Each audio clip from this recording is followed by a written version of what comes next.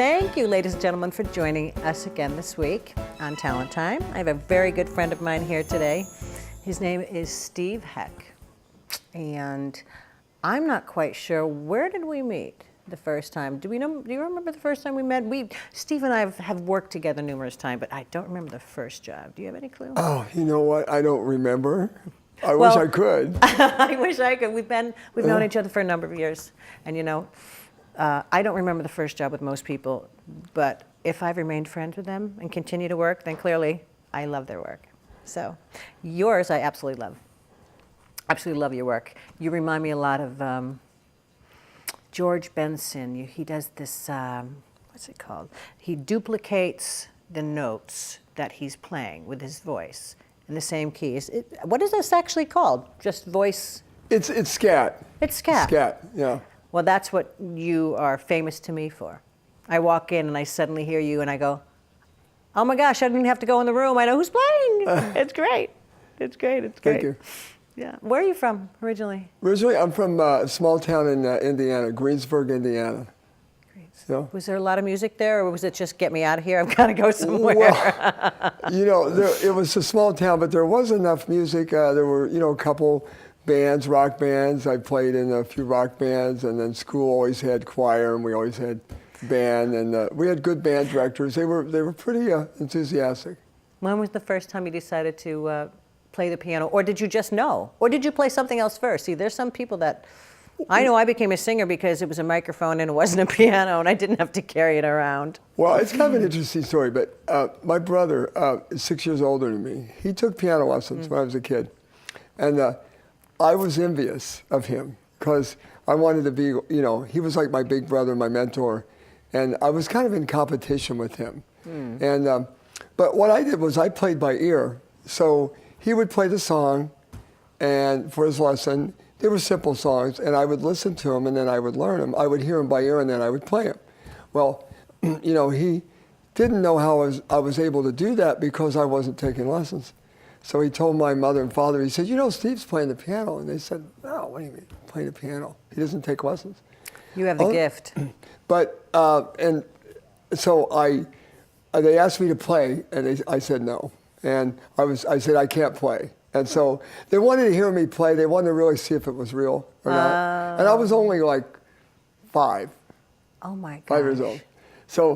So one day they did a funny thing. They told me that they were going to the neighbor's house, and but they hid. How did they and they didn't go. And so they knew I would play when nobody in the house. And I played, and they caught me. And they said, oh, there you go. So then they started giving me lessons. And I started piano lessons when I was 6 years old. Okay, so what was your first piano teacher's name? Do you remember? Oh, sure. Me I had too. her all the way through high school. Same one? Same one. Well, we were a small town. We didn't have a lot of teachers. There you go. And plus, she was a block away, so it was easy to walk to her house. Right. I had a guy that came to my house. I think it was because it was supposed to be one of these things that is the right thing to do as opposed to go play in the street. We got to give her something respectable. I always say I wish that I had stuck with it. Piano playing is like therapy. Well, actually, all music is, come to think of it. It really is. Did you come to Boston did you go to Berkeley? Yes, I went to Berkeley. That's what brought me to Boston. And actually, you were talking about music in my town. I heard it through my band director. And he got some information in the mail from Berkeley, and he said, this looks like something you would be interested in. So I checked it out and decided to go to school. And you've never left. No, I never left Boston. I became an implant or whatever. I love it. Did anything ever happen? I remember when I was kind of looking through some internet things that there was a room named after you. However, it was a confusing situation because the students thought, oh no, because somebody with your similar name had passed away, and they were all upset, but then something happened. Do you know the story I'm talking about? Yeah, I do. It's a good one, I know. It is a very good one. But actually, when I had the room named after me, some people did think that I had passed away. Because that's what they do. Yeah, because that's what happens as a rule. Oh my gosh, that's right. I didn't think of that. And it was talk of musicians there's some stories of some musicians on a gig, and the one musician said, "Hey, did you hear about Steve Heck?" And no, I said, "Well, he passed away." He said, "Passed away?" He said, "I played with him 3 days ago." Oh my gosh. And he goes, "You played with him 3 days ago?" I said, "Yeah, he was on the gig." Oh, so that was a pretty interesting story. Wow. Do you play with any of your students? Oh yeah, Really? I do. In fact, I try to get them gigs if I can bring them on gigs if they're confident enough to play, and I try to get them out there because kids really need that. Younger kids, they need that kind of a push. They don't have really. They don't have a lot of resources. Well, the other thing is they do music. and they don't. Music is kind of an oddball thing, Do you go into it? Do you not? Do you have the the option of actually being able to eat 12 months a year or Right. sharing dinner? There's starving musician syndrome. We've all been there. Not literally starving, but we have to pound the pavement. I don't know if everybody has to, probably, but I believe we do more. In fact, I was reading that you've been there for a number of years, and I don't even know how many. 24. 24 years? I started in 1991 at Berkeley. Oh my gosh. Yeah.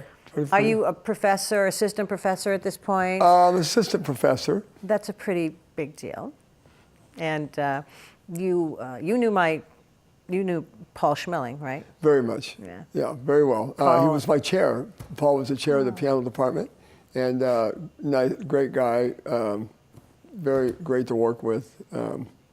Just a good guy all around. He did some of the recording, the music, the piano on one of my CDs. Mm-hmm. And I've thought I think even after he retired, I called him out of the blue and he'd come and just work with me. I tell you, lucky. There are very few people that you can work with and connect with. Amen. Right? When you're walking onto a job and you start playing and you realize, oh, this is going to be a hard one, those 4 hours are like 10. Right. Or the opposite. My favorite song that maybe one day you'll do it for me, but I know maybe today you don't quite have enough time, but is Georgia. I remember hearing you play Georgia. Actually, the first time I heard you play that one, I think it was at, what was it, that small hotel in Plymouth, in the Pine Hills. The Pine Hills, that's right. In that room that was like booming. So, Right. I know, but you play everything. So would you mind playing something for me? No, not at all. You I'd don't love mind? to. Okay, Yeah. great. That's Okay. perfect. Great.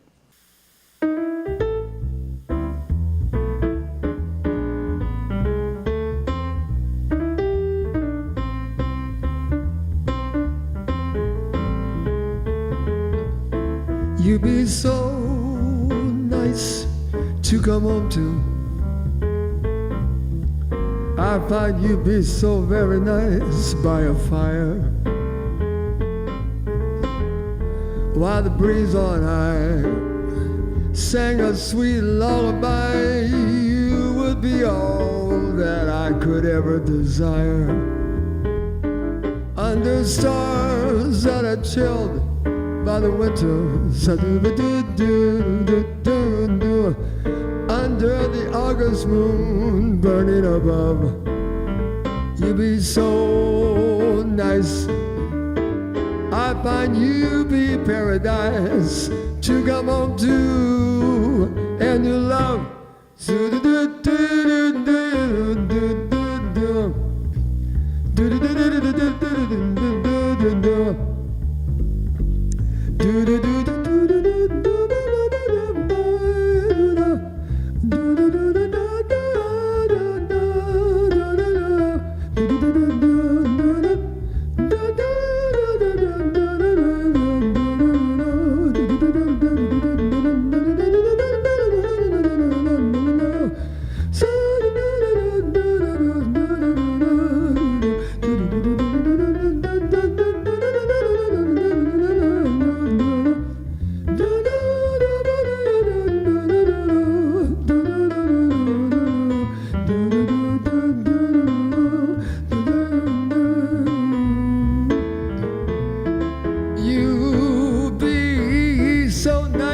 come home to, I find you be so nice by a fire,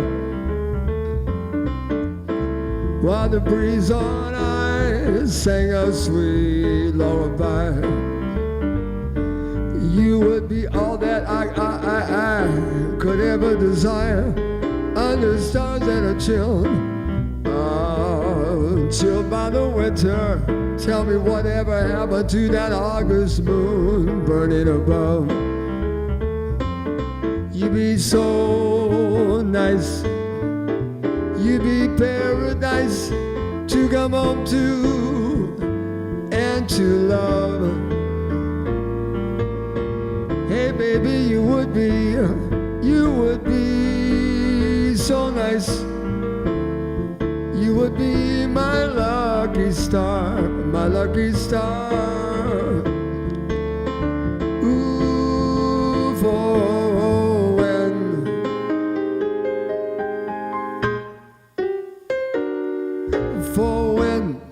you wish upon a star. It makes no difference who you are. Anything your desires will come to you. If your heart is in your dream, no request is too extreme. When you wish upon a star, your dreams come true. Now fate is kind. So da da da da da.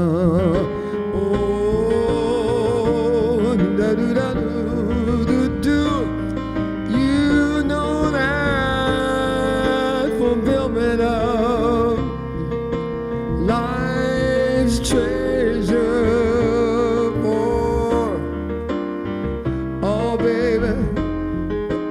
If your heart is in your dream, no request is too extreme.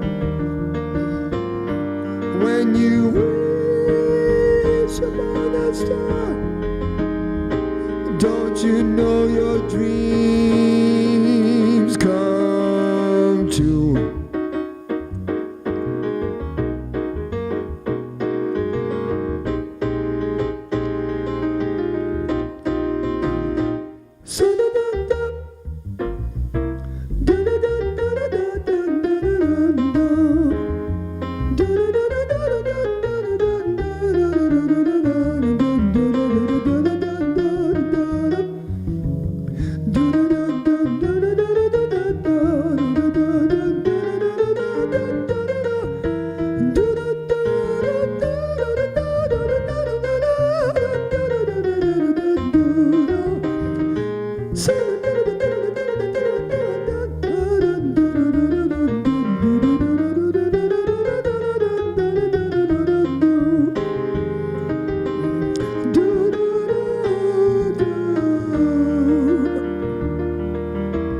Now fate is kind.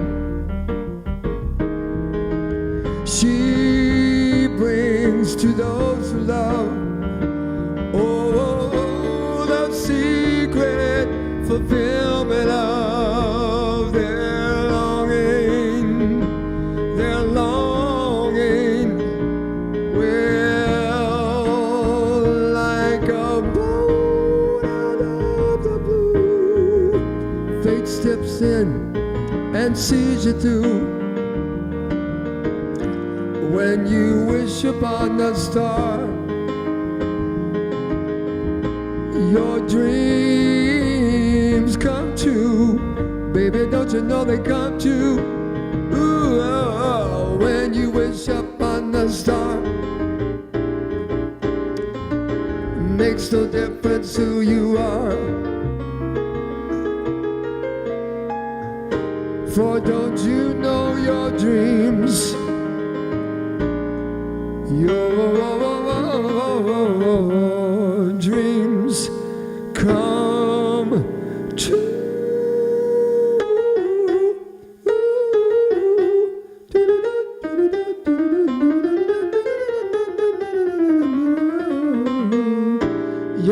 dreams come true. When you wish upon a star.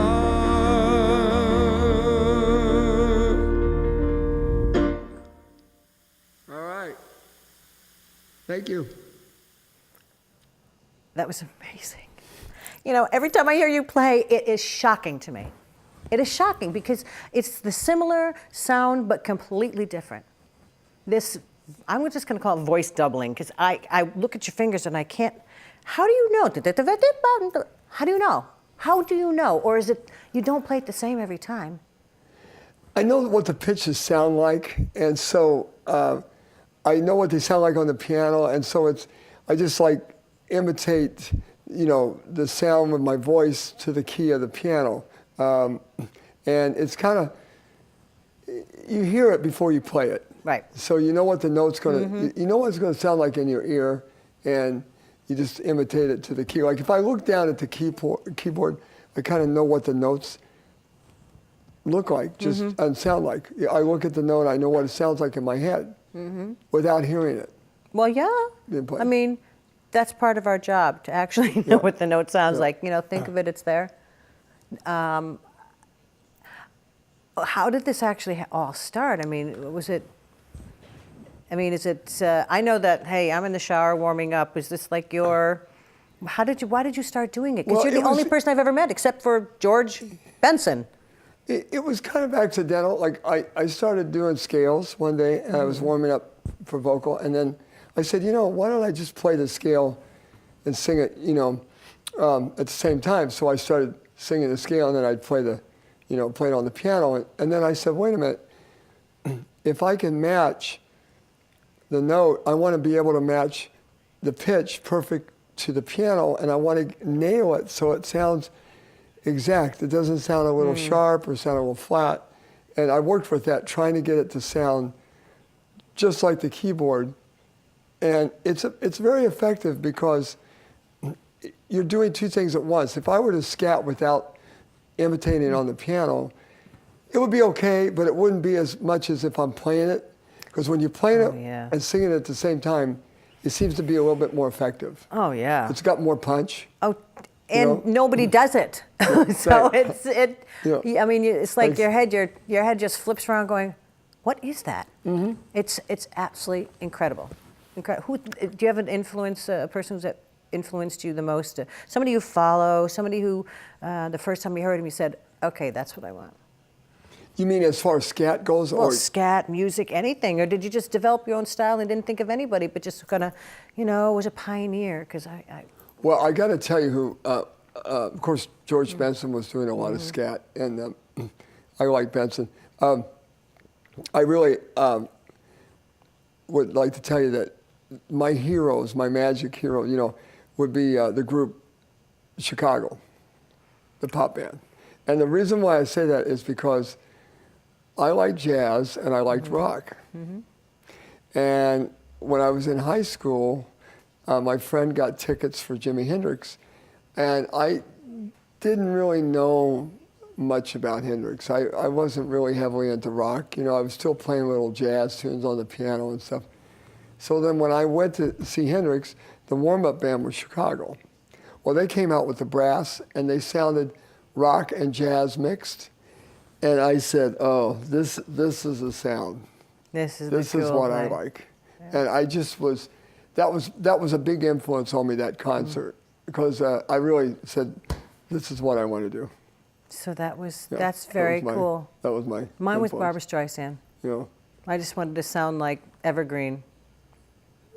well, just a beautiful, right? Just a beautiful voice. Yeah, just so pure. Incredible. Do you know her sister's a singer too, Rosalind? I knew that. Rosalind Kind. Yeah. I've seen her in P-Town. She's equally as good. You ever get a chance? Go see Rosalind Kind in P-Town. And I don't think she's got stage fright like Barbara. You know, Yeah, it's Barbara's got. interesting, isn't it? Yeah, I know it. I think it's kind of cool. But do you have a regular gig? Yeah, I play. Well, actually, I play Thursdays in Brockton at a place called Tutto Beni, which it's an Italian restaurant with always good in Italian. And I do that gig with a guitar player, one of my students. You mentioned and he's a very good young player and very versatile. And Andrew Brostrom, that's his name, and he plays with me, and we do a duo. We're playing there, in fact, tonight. You know. Oh, Yeah, it's Thursday. So see that? You get to go there after the interview. Yeah, yeah. That's great. And the food's good too, right? Best Italian food. Really? Ever. I love it. I love it. I mean, you got to check it out. Yeah. You know, I always tell, I have kids, young kids, medium kids, old kids, that want to learn how to sing, because I was the Broadway singer, and the Broadway belt is very, very hard. But to teach it is, you've either got it or you don't. I mean, it's kind of like a something. And so it's hard to give suggestions, you know. Maybe you should try, okay, let's do this. Or is there anything that you would say to kids that might want to get into this? Because it's not an easy life. I mean, if you remember, in the 90s, you know, we were doing doubles and triples and, you know, working. And I mean, the month of December in 1998, do you remember having a day off? I looked at my calendar recently. I have all of them. I keep them as souvenirs. Doubles, triples, I mean, different bands. I know. The work then was immense. Oh, It was amazing. I mean, work during the week, weekends, 2 on Saturday, 2 on Sunday, or 3 on Saturday if you could get them worked in. Well, I think my suggestion to kids is, first of all, I mean, you're right, it's not an easy life. And they have to really want to do it. They have to have the desire. They have to be hungry for it. That's the word, hungry. Hungry. Because that's the only thing that carries a musician. I know this because I lost the hunger once, and when I finally came back, I had to learn how to re-sing because I hadn't. And you got to do it every day. This is not something that you have to practice every day. Right, and you're right about that, losing the hunger, because if you lose your hunger, then sometimes you lose your motivation. Your motivation goes along with it. You got to constantly, you know, have that going on. Even the older you get, the more you play, you still have to have that desire. That spark's still got to be there.